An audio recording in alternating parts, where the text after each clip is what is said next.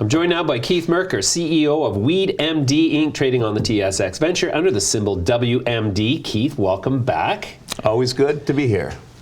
You have been knocking it out of the park lately. I have been sampling some WeedMD product, and I'm happy to say that there is good cannabis available by mail in Canada, thanks to WeedMD. You've just secured Health Canada approval for new packaging lines. Yep. What is the significance of that to investors in WeedMD? So one of the biggest bottlenecks that this industry as a whole, and WeedMD also as one of the companies that makes up that whole, has experienced, has been the bottleneck of getting all your finished product into these packages and out the door and off onto the shelves at, in many instances, the provincial agencies and then the retailers themselves. And WeedMD took an approach that we would make the right decisions, and those decisions, of course, took a little bit more time than rushing into something late last year, where we were kind of, our backs were against the wall to some degree because we didn't have all the light wasn't shed on all the regulatory requirements and the packaging and labeling requirements that would be put into place prior to the rollout of the new recreational market. So we took a bit of a slow and low approach, and we've been packaging, by and large, quite manually thus far. So we built out a new room at the Aylmer, at our flagship facility in Aylmer, Ontario, and in that room we now have 2 semi-automated packaging lines that are currently being calibrated. Before getting this license, we were actually working with these machines, believe it or not, with popcorn, running popcorn through the machines to calibrate them to some degree and to make sure that everything would operate smoothly, filling containers 3.5 grams worth of popcorn. Wow. And now, thankfully, as of today, we are able to fill those packages with cannabis finally. And so we'll calibrate these machines, get everything ironed out, and then starting Q3, starting a month from now, we'll be able to roll out a much more fulsome program with respect to our systems around packaging. Okay. And that'll allow us to get a lot more product to market, a lot more quicker and efficiently, and of course that'll have a drastic impact on our margins as well. Sure, so that is the underlying logic, is to get more product to market faster, more efficiently. Yeah. And so how will that affect your bottom line? Well, that's just it. I mean, as you can imagine, right now we've got rooms full of people with scales literally filling packages one by one. There's portions of it that are sped up and somewhat automated, but that being said, that's really what you would see if you walked in there today.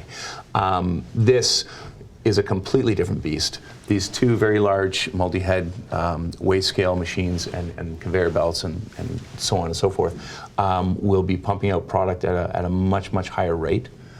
With much less human involvement, and what that ultimately means is that much more money is going to fall to the bottom line for WeedMD and its shareholders. Cool. Will that give you higher volumes of shelf space across the country? Absolutely. It'll allow us, see, we're now in a quarter here in Q2 where, initially, I'll roll back the tape.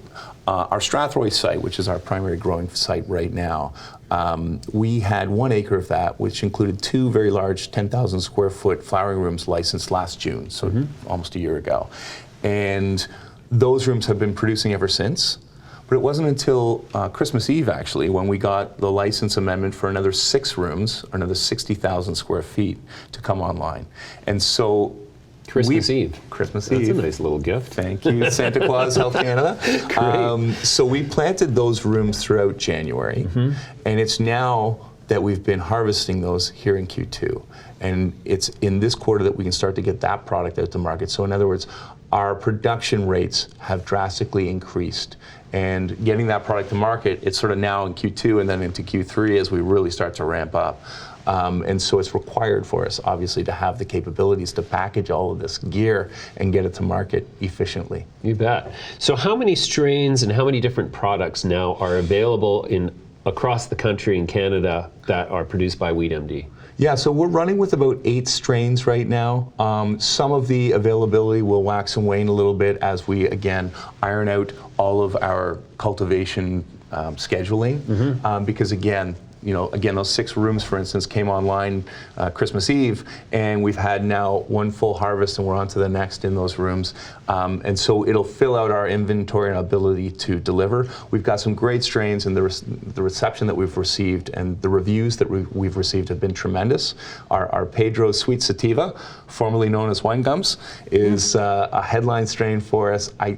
I kid you not, and I want you to come out for a visit. When we have one of these 10,000 square foot rooms filled with 3,600 plants, this Sweet Sativa strain stretching up to the lights, literally with colas, Apex colas, I mean literally the size of my arm. And the terpenes are incredible. You walk in the room and it's like just getting smacked in the face with wine gum. Really? It's I love wine gums. It's sweet and it's beautiful. Awesome. Yeah. So you should come. That's amazing. Okay, so your 2018 financial results also were published recently. $8.2 million in second year of operations. That's pretty substantial, pretty amazing. And year-over-year increase of 465%. That kind of like double-digit Q-on-Q growth is spectacular. Double-digit year-on-year growth is fantastic. Triple-digit year-on-year growth is extraordinary. Is that a pace that you can possibly maintain into next year and the year after, do you think, with this increased packaging ability, with this increased landscape? So I was watching the Raptors game on Saturday night, as I'm sure you probably were. And after the game, when they were talking with a couple of the players, they were talking about, this is great, but it's not good enough. Here we are, this is wonderful, but it's not good enough. So WeedMD is very much the same. We're doing great, but it's not great enough yet. As I said, we've got all those new rooms online. We've got a tremendous amount of production coming online across the rest of this year, including the most compelling outdoor cultivation story in operation in the business. So I guess what I'm saying is wait and see, because 8.2 for last year was great. Yeah. Our first quarter is going to be coming out later this week of 2019. We're heading in the right direction, but things are really going to start to ramp for us later on this year, and that's when we can sit down and talk, and I can tell you that we've hit the mark. Actually, you reminded me that you're actually about to start growing outdoors. You'll be one of the first LPs who has actually got significant outdoor production. Tell me about your outdoor production profile, and what is it that you're growing outside? What will that become in terms of the final product? Yeah, so, just to give you the story here, first and foremost, I should point out we don't yet have the license amendment from Health Canada. So we are anticipating getting that in time to get some plants in the ground. So that is the one piece of the puzzle that's left outstanding. However, we have put together, as I mentioned, the most compelling argument for a successful outdoor grow in the industry. And reasons being, we made sure that we've got municipal support to the point where the mayor was actually quoted on our press release about our outdoor grow. We're very engaged with the regulator right now and feel like we're in the final strokes. We put up a 27-acre perimeter fence in record time with full security protocols and cameras and everything on site, prepared and ready to go. That 27 acres is organically certified soil, but critically it's on the same property that we're already licensed on. So our greenhouse in Strathroy that's currently producing all of our product is right next door to this field where we're growing outdoors. So in other words, we've already cut 25,000 clones that are sitting in that greenhouse waiting for the outdoor. So we're prepared as anyone's going to be. The strains, to your initial point, that we've cut and have prepared are a number of our strains, some of which I've already mentioned are flagship strains. So our growers, we've got the critical team in the cultivation side that's got the been there, done that factor, that box ticked when it comes to the outdoor, both from the expertise standpoint, but also from the genetics standpoint. So the genetics that we are planning to grow outside, including Pedro's Sweet Sativa or the Wine Gum strain, which I've seen pictures of growing outdoors in Ontario in November, because it didn't get cut down earlier, with snow on it.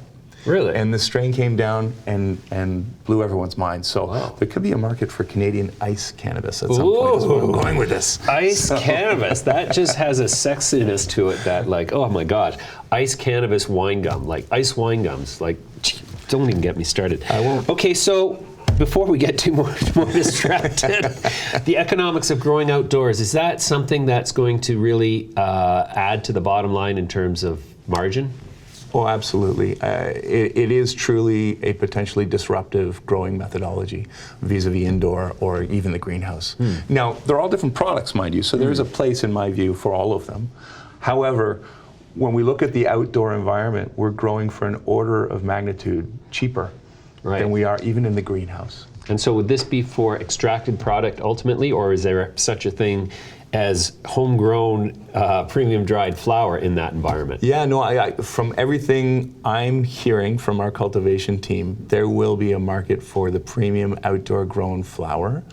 The bulk of the product we are anticipating in our internal forecasts will be destined for extraction. Right.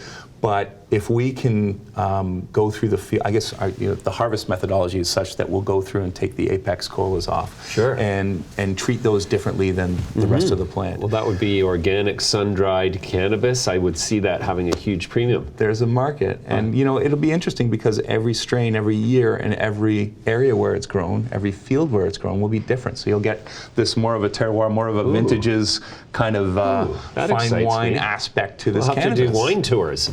So Keith, you've also announced that you've expanded your extraction capabilities in Aylmer. Give me a bit of an overview of what's developed there.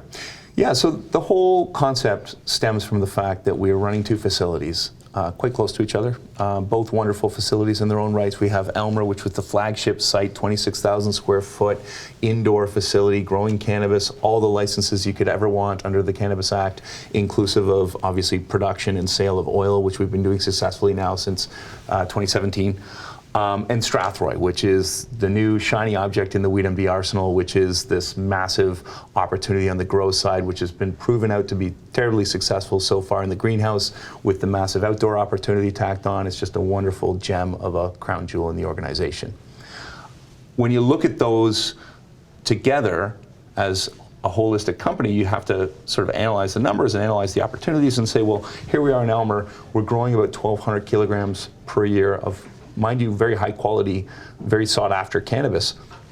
But in the context of what we're able to grow and what we're currently growing in Strathroy, which is 10x currently and going up from there, having a higher cost indoor grow doesn't make sense. So you start to think about what's the highest and best use of that license and that facility, which we wholly own. And it's expandable. It's on 4 acres of land as well, in a very welcoming municipality that's been very friendly to us and very helpful to us as a company. And so it only made sense for us to look at that and say, okay, if we were to start over, what would it be? And it became obvious that becoming a solely devoted extraction and processing facility was the right answer. And so to that end, we've now removed cultivation from the Aylmer site, and we are installing in 3 different phases what will be a premier Canadian extraction processing hub in Aylmer, Ontario. And what kind of extraction are you going to do there? So historically, we've been running ethanol extraction. However, going forward, as we scale, we have actually decided to go to supercritical CO2 extraction technology.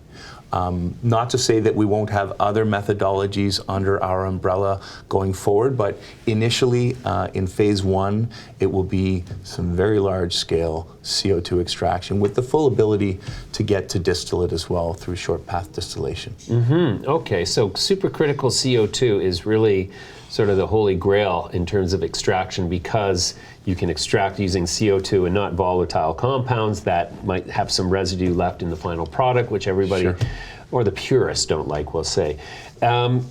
What kind of gear are you anticipating using? Like, there's such a wide variety of equipment out there with price points to match. I mean, and it's really incredible. How do you figure out which gear you want to use? What are your criteria? Yeah, we did a broad scoped R&D project, or research project, I should say, across the spectrum of CO2 equipment suppliers, and very in-depth analyze all the different opportunities, the pros, the cons, the goods, the bads, the uglies, and landed on, for phase 1, a group here, homegrown Canadian boys from Kelowna, a company called Vitalis, which I'm sure you've heard of. For sure. Wonderful team. They've been immensely helpful. in making sure that we are able to hit our timelines, helpful coming through the facility and helping us organize and draw out the layout and the scheme and the plan, and just a great group of people to work with. Yeah, right on. Okay, well, we'll leave it there for now. We'll keep an eye out for this new extracted product, which will be available in the Ontario Cannabis Store and elsewhere across the country, I'm assuming? You bet. Okay, great, Keith. Thanks for joining me again. We'll come back to you soon. Awesome. Thank you.